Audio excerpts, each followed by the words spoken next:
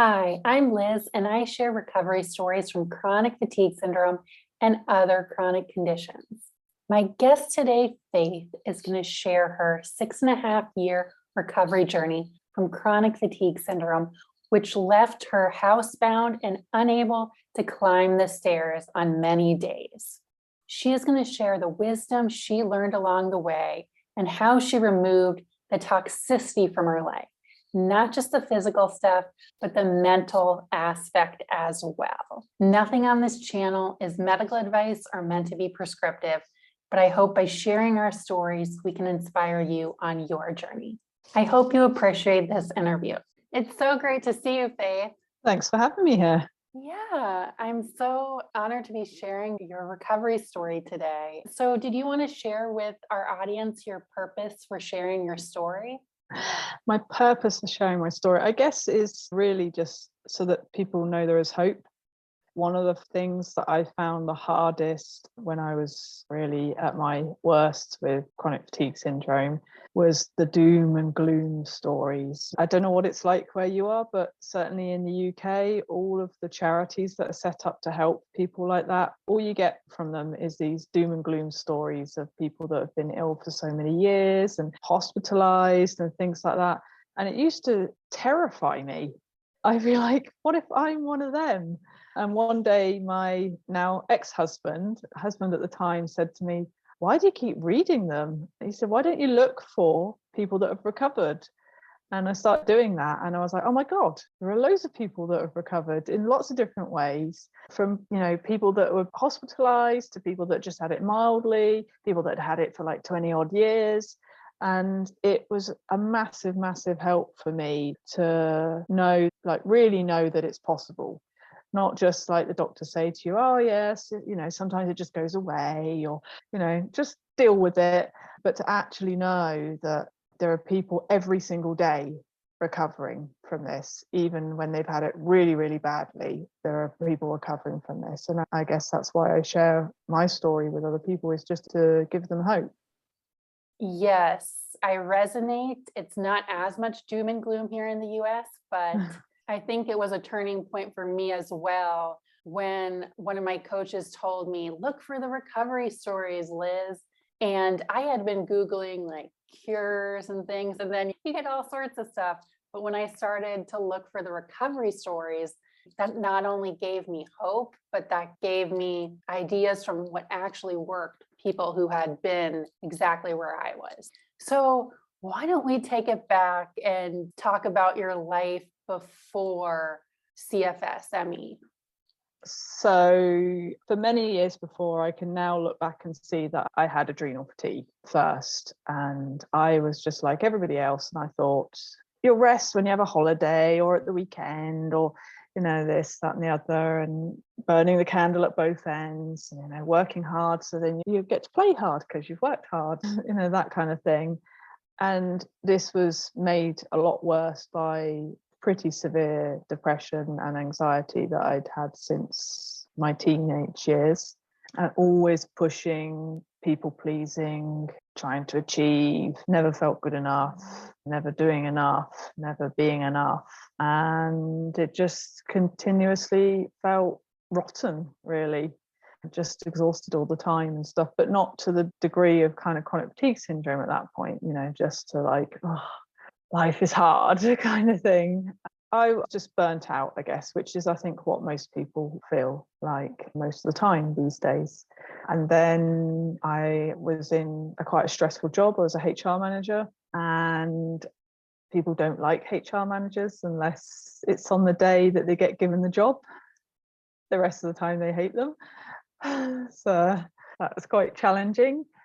And then I went to India, I went traveling, and I got a stomach bug, which turned out to be salmonella poisoning. And then within a few months of coming back to the UK, I got glandular fever, and that was it then. There was nothing left to fight with. And so the glandular fever just very quickly evolved into chronic fatigue syndrome. And what year was this? I'm not actually sure now. I've been well for about probably 7 or 8 years or something, and I was unwell for 6.5. So whatever that takes us back to. Yeah. All right. So you had a life of adrenal fatigue, burnout, then you had the salmonella, and then glandular fever, which is EBV. In the US, we call it mononucleosis. And then that knocked you down. So can you describe your functionality levels and health challenges in the beginning? Yes. So I never really gained anything back after the glandular fever. So, people are knocked out by glandular fever, like healthy people are knocked out for weeks. And I just kind of stayed like I had glandular fever. So I had no energy, didn't matter how much sleep I had. My mental capacity to do anything was totally gone. I couldn't focus on anything. I couldn't communicate properly. Everything ached. I remember saying in the early days it was like having a permanent hangover, just everything heavy, everything achy, no ability to do anything. And it got worse because of my mental state of mind about it, because I believed you couldn't get well from it. I went to a lot of private doctors and consultants and stuff because I didn't want to believe the NHS, what they'd said, that it was CFS and that basically it might go away and we'll just see. And so I paid for private doctors and consultants, and I had lots of extra tests done for lots of extra things, and everyone was like, no, we think it's this. So with each one, I kind of built up hope. I was like, oh, maybe it'll be something else that we can treat easily. Something fixable, but they kept coming back to CFS-ME. Yeah. And so every time that happened, I just would find myself in what I call the pits of despair, where my husband would find me hysterically crying on the bathroom floor or halfway up the stairs because it had become too much to walk up the stairs. And it was extremely frustrating and challenging time. Probably for both of us, definitely for both of us. So you were mainly housebound at the time? Yeah, sometimes I became bedbound, but not for prolonged periods of time, more so because I just couldn't manage the stairs. But even the bathroom was across from the bedroom door, it's only like 2 meters away or something. Even going in there and going to the toilet or having a wash or anything was just so much effort to get off the bed and to get off the toilet, or to even move my arms to have a wash or something like that, that it was quite a regular thing that I'd just be slumped in the bathroom on the floor, kind of in pieces, feeling really sorry for myself. So I assume you had to give up work. Yeah. Were you able to get benefits easily over there? No, I didn't want to go down that road. My husband had his own business, so I didn't need to, and I didn't want to. I didn't want to have to be jumping through hoops, having to go out for appointments and make you go and have these checkups every so often and things, which, that's enough energy spent for someone for a month when they're in that state. So. I know that can give you a bad crash. And with COVID now, things are different and people do offer Zoom appointments. And I remember begging my doctors for a Zoom appointment, and they were like, no, you need to come in and see me. And I'm like, just to see that would knock me out for 10 days. Yeah. They didn't understand. And I also didn't go that route either, because I did have the support of my boyfriend, now husband, but it's not an easy road to get benefits and what they make you do. So I couldn't even, also like you, just like looking at screens and like figuring it all out was just way too complicated at the time. Yeah. Yeah. All right. So you're in the pits of despair. When did things begin to shift to a new paradigm and to things that you ultimately found helpful? What was the first thing maybe that you found helpful? I was about 4 years in, actually. And one of those things then was stopping reading all the horror stories and starting to read anything and everything I could find about recovery, and not just recovery from chronic fatigue syndrome, but from anything. Terminal cancers, people that have been paralyzed from the neck down, all sorts. And I was like, if these people can recover from this kind of stuff, I can recover from this. And that's what I kept doing. I'd watch, read, listen, anything. I'd just be constantly searching. And whenever I had the mental capacity to take it in, I just do that kind of thing. And I was already by then detoxing. I'd kind of changed what I was putting onto my skin and my hair and the things I brought into my home. And my diet hadn't changed a massive amount, but it had changed because I was already what I thought was quite a healthy eater. But, some of that food wasn't supportive really of the adrenals and chronic fatigue syndrome. Yeah, so I'd done kind of all the physical stuff by then. And there was definitely a difference. Sometimes I could go out, not very long at a time and stuff, and not very often, but I still had a really, really long way to go. So then I read a book by Dan Millman called Way of the Peaceful Warrior, which is also a movie, but I recommend definitely the book. And that made me realize what I was doing with my thoughts, that I was fueling this, that I was constantly triggering my nervous system, that I was constantly in this depressed, anxious, triggered, stressed state about, the world, but also about my health. And I realized that I was making being less toxic become toxic because I was being really hard on myself about you can't be around anyone that's got perfume on because it might set you off, and you can't do this and you can't do that and you can't do the other. And then if like someone came into the house and they had perfume on or something, I'd be like, oh my God. It was insane because I thought that it was just the physical stuff I had to address. And reading that book made me realize that I had a long way to go with my thoughts, and I was really fueling it. This is so similar for me too, because once you first start reading about all the toxic stuff in our homes, then you're like, oh my gosh, there's fumes from the couch and there's the perfume and all these ingredients in our cleaning products. And you're just like, why are all these neurotoxic chemicals here? So you get rid of everything. You get all the green, eco-friendly stuff. But then the bubble starts becoming smaller and smaller because now you're more aware about it. So it might have been helpful in the beginning, but then we become so aware of it. And then our tolerance becomes less and less, so that anyone's cologne will be enough to set us back. Some of it can be subconscious too. I know for me, I had mold as a trigger. So I developed chemical sensitivities after we had cleaners who cleaned the attic, and then my brain linked it. But then again, it was my thoughts that then became hypervigilant about all of that. So yeah, it's our subconscious, it's our conscious. And then you read this powerful book and you're like, wow, trying to become less toxic was fueling all these toxic thoughts. And that the nervous system, whether it's the thoughts about the perfume, are equally or more stressful than the actual perfume itself. A lot of the time, yeah.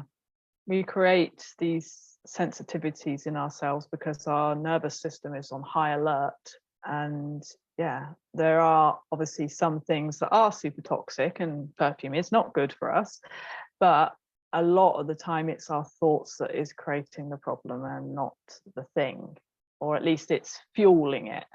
Yeah, it's fueling it. And I know we're not wearing perfume all the time. We both live cleaner lives, but being around someone like at a party or at a gathering, yeah, it's about balance.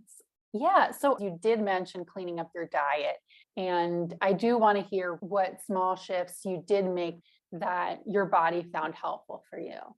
So there are a few things. One is I switched a long time ago because I had a lot of food intolerances to free from foods. So dairy-free, gluten-free, wheat-free, that kind of thing. And then I realized that they're absolutely jam-packed full of rubbish. So although I wasn't having the things that I've tested positive to intolerances with, I was then still having sugars and preservatives and additives and just loads of rubbish, really. So they had to go. And then I was eating a lot of white carbs, I think because we kind of search for energy. So I wasn't like having fizzy drinks or sodas and things like that, but I was eating a lot of white carbs. So I reduced that greatly. I hardly had any. I shifted it to slow releasing carbs. What are slow releasing carbs? Like sweet potatoes and vegetables and things like that, like brown rice, quinoa, and things like that. And then I'd started on fermented foods and drinks as well. Oh, So, yes. You are a fermenter. yeah. So can you tell me a little bit about your journey with fermenting? Well, I realized that one of the big things with what was going on was that my digestive system was totally screwed. And it had been for many years. Like I said, I had over 50 food intolerances when I got tested, which made my diet quite limiting for quite a while. So you had food digestive issues before CFS ME. Yeah. And it just got worse then with the CFS. So I had the bloating and the upset stomachs and gurgling and weird things going on. And I had done I'd cut out the foods that I was intolerant to and felt great for like the 6 weeks that you have to cut them out. It didn't heal me like everywhere else, but the digestive system was one thing that seemed to start working properly again. But then every time I tried to reintroduce, not even the worst culprits like the gluten and things like that, just some of the basic things, I would find that I would start to get bloated and uncomfortable again. So then I realized that you can't just cut stuff out. You have to actually heal the digestive system. You have to heal what's going on. You can't just avoid things because it's an indicator there's something wrong. So I started researching how to heal the digestive system. And one of those is dealing with your stress. And the other way was dealing with yeasts and parasites in the digestive system. And then having a lot of fermented foods and drinks because they're high in probiotics, they're detoxing you, and they're allowing you to absorb nutrients much easier from them and the food you eat them with. And even if you have bad food, if you have some ferments with it, I say like, I don't know, a takeaway or something, you could have like sauerkraut on the side. It would help you digest that food easier as well. Yes. And so for you, at least, it was helpful to first take away some of your culprits and then add in the fermented foods.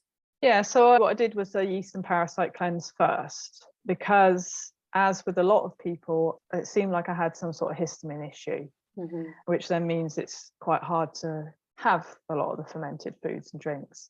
And I was pretty sure I had a yeast problem. And if you've got a yeast problem, you've usually got a parasite problem. So I just did a really strict yeast and parasite cleanse. And what's that? It's taking away all the foods that they feed on and adding in lots of natural kind of antibiotics like oregano oil, grapefruit seed extract, and some herbs and things. Some of it tastes absolutely vile. It's quite hard going, but it made a huge difference. The bloating stopped. I dropped quite a lot of weight, and I felt like, it's a bit weird to say, I felt like I was absorbing my food better as well. Then you brought in the fermented foods. After I did the cleanse, and then I continued with fermented foods to keep a good balance after that. And I still to this day have tons of fermented foods and drinks because I love them. And you ferment yourself? Yeah. Were you working with a herbalist or some type of guide? I tried various different people along the way, some big companies in London that deal with almost completely just with people with CFS and stuff. I hadn't found any of that very helpful. None of them, and of all the people I saw, none of them had actually talked about healing the digestive system. They just wanted to put tons of expensive supplements in because, you know, you've got this illness, so you must be low in this, this, and this. And I'm like, yeah, but I'm also sensitive to this, this, and this. And their supplements are very expensive. They upset my digestive system. I'm not the only one I've listened to dozens and dozens of people that have had the same experience, because nobody was actually saying we need to heal the digestive system first. If you're just shoving in loads of supplements, what you do is just create expensive urine because you don't absorb it. It's just passing straight through. So I kind of didn't get anywhere with any of those kind of people. So what I did was just research myself and then basically put a plan together myself, which I then at a later date turned into the book, one of my books, Cleanse, which just is a 6-week strict program, but then the whole thing's for 12 weeks. And after that, I definitely felt a shift in things. Again, it was all still physical, but there was definitely a shift in that. So then, yeah, I started having lots of whatever I could tolerate fermented food wise. And I just want to put a disclaimer that nothing on our channel is medical advice and it's for information only. And we also all got to trust our gut too. Because I just don't want someone going out like, let me just down this oregano oil. Like, no, go easy and maybe talk to a trusted professional, and also do your research, and you have your book too for consideration. So as I know about your story, just doing cleanses in itself isn't going to get you out of CFS. No. So around this time, you're doing the cleanses and you find some relief in your digestion. You're starting to absorb more food. You come across that book about our thoughts and our health. When did things begin to shift in that regard? I guess I got to about 80%, but I stuck at that 80% for quite a long time. And that's when I started working almost completely with the mind. Like I wasn't going back to doing any of the bad physical stuff, as it were. I was still doing all that, still, eating right and all of that kind of thing, doing body brushing and things like that. But I really tried to focus on the mental, because I realized that I was trying not to say mental. So I felt mental. So yeah, I kind of focused more on that. So I was doing tapping, so that's the EFT, and I was meditating and journaling and just really trying to work through all this stuff in my head every day, which was quite tiring in itself. Yeah. So can you tell me about your journaling, and what were you journaling about? Mainly shitty things. Mainly to just get the stuff out my head. I realized that the stuff had to come out. It couldn't just keep going round and round in circles and thinking, just this, I'm a shit person and I'm not enough and I'm this and I'm that and why even bother, and all these kind of things. So you're getting it out on paper. Yeah. And then during tapping sessions as well, just really going for it. Yeah. And for the audience, can you just give a quick overview on tapping? So tapping, or it's also called emotional freedom technique, or EFT, works in a very similar way to acupuncture or acupressure, or even reflexology as well, where it's working on meridians in the body to release mental and physical blockages. So it's an amazing tool to use by yourself, because you can get the crappy things you've been thinking about yourself and the world out, and then you can put in kind of more positive thoughts in their place instead. So it feels a bit weird to start with, because everyone's saying think positive, be positive, and tapping's actually getting you to just be real. And I think we need to do that, because if we don't get it out, then that's when we find ourselves in the pits of despair on the bathroom floor hysterical, because it will come out somehow. So it has this ability to kind of break the cycle of the way we think, the stories, the victim mentality, and shift it. So you're getting it out and you're shifting it in this process versus just going right to the positive. Mm-hmm. So did you have any other epiphanies along your upward trajectory? Any which way I could reduce my conflict was going to help with my health. And I now realize that's the same with any illness that anyone's got, for anything. But I thought I was like special at that moment when I thought about it.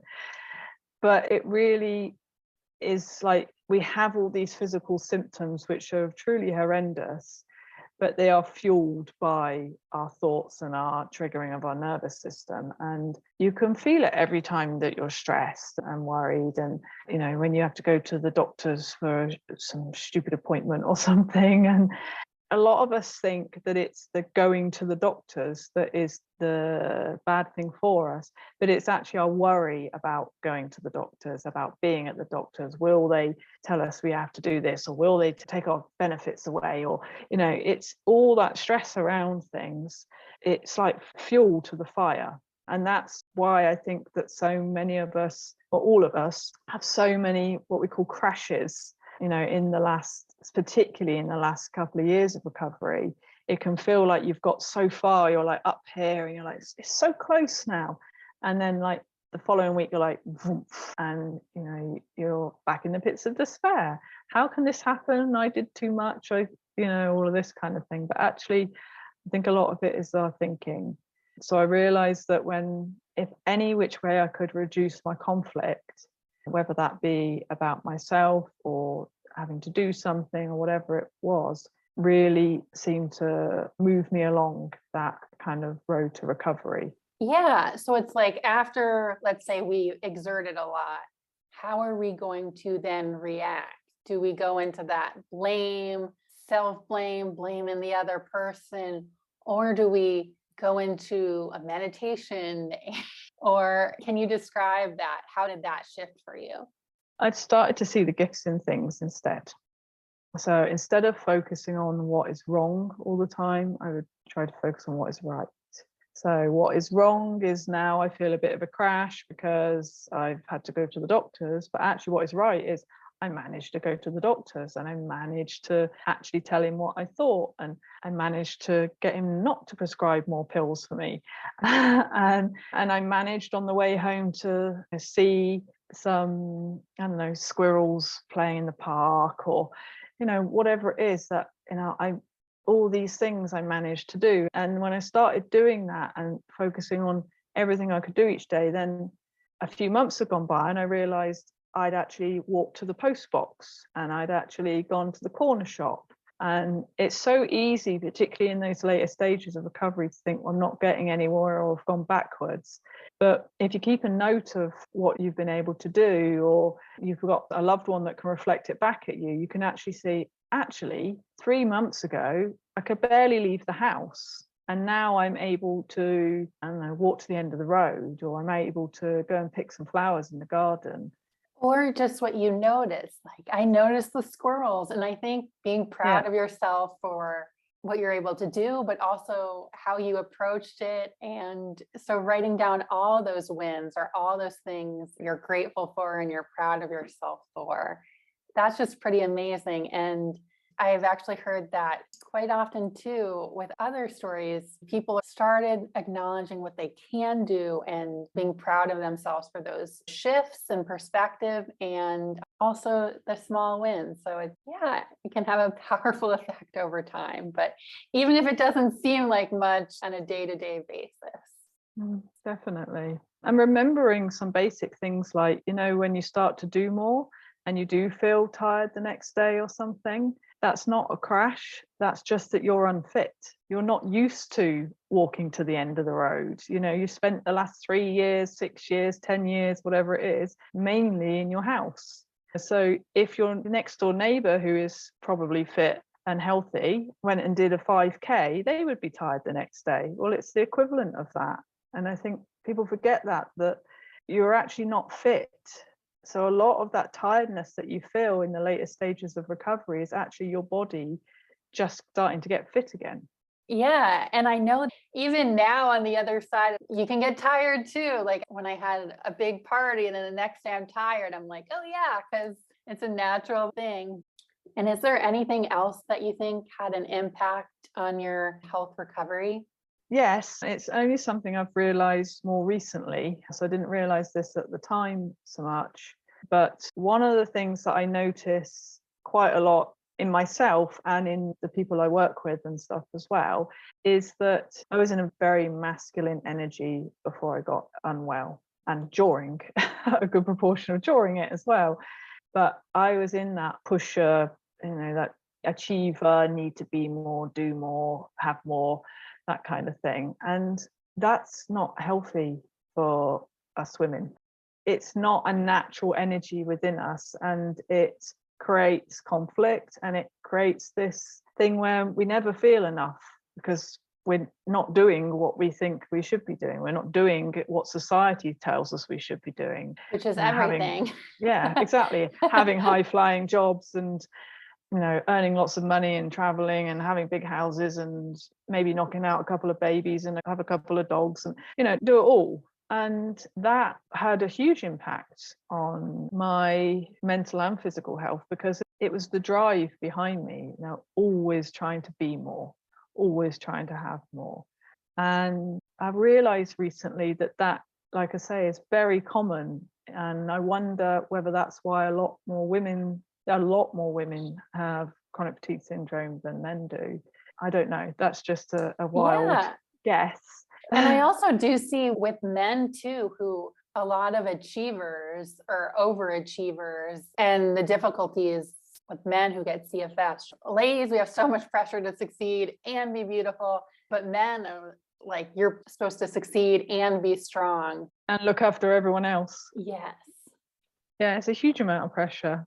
But I really recognize these days that the more I let go of that kind of masculine kind of energy, that kind of driver or whatever it is, that the much, much easier life is. Do you think you would have been listening to this own message 15 years ago? Maybe not. No, I just need to achieve. Yeah, I need to be more. That's when I'll be happy, when I am more. Ooh, yes. And I see that so often. Like, I will be happy when, and it's usually tied to an achievement or tied to being able to do more. But I noticed, and it sounds like you had this realization that, like, when we're happy, then we could, it's not about it's the other way around. It's the other way around. When we're happy, then we could do more. Totally. But yeah. Yeah, totally. So, all right, you had a 6.5-year journey. The turning points really came around year 4, and then it was a 2.5-year upward trajectory. How did you deal with setbacks along the way? Any advice for dealing with setbacks to our audience? To start with, I didn't deal with them very well. And then I realized I was just making the situation worse. So it really is kind of having more conscious conversations with yourself and saying, it's not helpful to give myself a hard time for having been lost for the last hour or day or week. Just let it go and move on and keep doing that and keep coming back to the moment rather than kind of dwelling in the past and how bad a recoverer I am, or, I should have done this or I could have done that kind of thing. And just let it go and come back to now and start afresh now. And then just keep doing that. And the more you do that, the less you're in this conflicted state, the less long and the less intense the triggers or the blips or the crashes or whatever you want to call them are. And eventually you realize you haven't had a crash in a long time.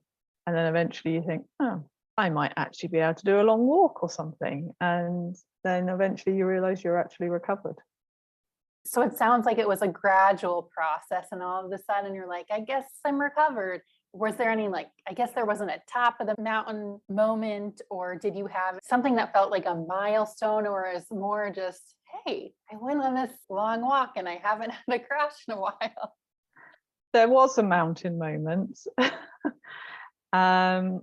Because I didn't say about this, during my recovery in the later years, I was doing a lot of visualization.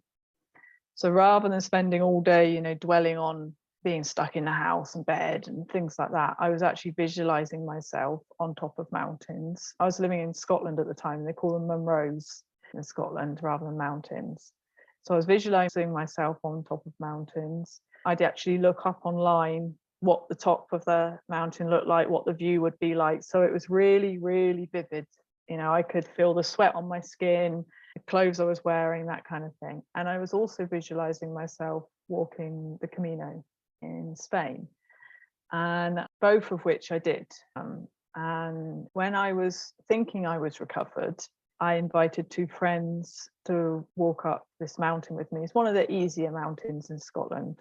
And one of them was super fit, she'd run marathons and things, and the other one was a walker. And we walked up this mountain, and in the days afterwards, I felt achy, but that was fine. But both of them really suffered in the days afterwards. And then that was me. I knew I was recovered then. I knew I was good. I pretty much knew anyway, otherwise I wouldn't have walked up a mountain. But, that was the line. Yeah. Oh, wow. Oh, that's amazing. And you had visualized it like for a long time. And then you're here, and then your friends struggled, and your body was able to easily repair itself. That's amazing. And I also love that you said you knew it wasn't like, I'm feeling okay today, let me hike up this mountain. You had that trust in your body by now, and you had gotten to that place, and you had visualized it, and it was here. Oh my gosh, that's just so amazing, Faith. That's so wonderful. It was. And then you went and you did El Camino, a walk in Spain. That must have been beautiful. Yeah. So that was probably a couple of years later. And I started it, maybe it was even more than that. Maybe it was 3 years later. I don't know. It was all of a sudden I thought, oh, I haven't done this yet. So I started planning it, but I started it and then I actually hurt my leg and had to stop after 9 days. So then about 6 months later, I started it again from the beginning, and that time I finished it. And the finishing of that, because it's 500 miles or 800 kilometers, was really incredible. Oh my gosh, that's amazing. I'd like to talk about your life now. You are no longer an HR manager. No. Yeah, I love it to talk about your life now. Yeah, so I left Scotland 5 years ago and moved to central Portugal to live rurally on a farm here. And I have a growing number of animals and a garden, and I'm attempting to live as self-sufficiently as possible, or going in that direction slowly. It's harder than you would think, and growing my own veg and things like that. And teaching fermenting here. I do fermenting workshops and I sell ferments and stuff because that really is my passion. And I also am doing coaching online with people with chronic fatigue syndrome and IBS issues and general fatigue and hormonal stuff and things like that. So yeah, kind of anything and everything that I struggled with, I now help other people with. Yeah, and I know you told me you also have some free materials as well. There's a 30-day free program for CFS that you can follow. So you get a video every day for 30 days, and they're quite short on purpose. So there's that, but there's lots of other content on my website. You can click on, most of it's free content, and there's the odd link to, one of my books or something. Yeah, that's so wonderful. So let's talk about your books. I think you have 4 books. Yeah, and a 5th on the way. Ooh, yeah, you want to talk about those? Yeah, so the first one I wrote, which I bought another edition out of it as well, so it's been redone, and that's Living a Life Less Toxic. And that was really kind of everything that I used to recover in there. So anything from gratitude to tapping to recipes for food, recipes for making your own cosmetics or cleaners, anything and everything I could think of in the one book. And then, like I said earlier, there's the Cleanse book, which is more a program of how to address yeast and parasites and do a healthy detox rather than like one of these quick fixes that doesn't really fix at all. And then there's Loving Yourself Inside and Out, which was kind of my journey to that, I guess. That was a big part of my kind of mental state of mind. What was going on inside me was this dislike and dishonoring of everything that was me. And then the last one is Freedom, and that's feeling your way through chronic fatigue syndrome. So that's a very Feeling your way through. Feeling your way through chronic fatigue syndrome. So that's a quite short, thin book, again, into small chapters that are kind of like hints of where we could be going wrong. And I also think it's quite good to use as an oracle. When you're having a really rubbish day, sort of just like open a random page and go, yes, that's what I'm not doing anymore. That was my idea with it anyway. And then I'm working on one called Fermenting, about the art and obsession of fermented foods and drinks. So that should be out later this I year. love it. I wanted to get into fermenting. I had this idea. I don't know if I'm going to keep this in the video, but I had this idea. You know how there's like the Great British Bake Off? It could be like a spoof on it called the Furious Fermenters Face Off. And it's like the opposite, because you know, the Bake Off, they have like 5 minutes, like it's over 6 months, and it just shows them like waiting. And then you hear about their interesting or strange or weird lives. And that's the purpose of the show. And it's like a spoof on the British Bake Off. But I love it. That would be awesome. And then you meet these people from all over the world, because that's the fun part, right? Learning about the people while Definitely. because it takes a while. So do you have any final message for people watching today? It may feel like that you're never going to get there, that you're never going to recover, that you're one of those people that is going to be ill forever kind of thing, but it's not true. You're just having a blip. Brush yourself off, start afresh tomorrow. You can do it.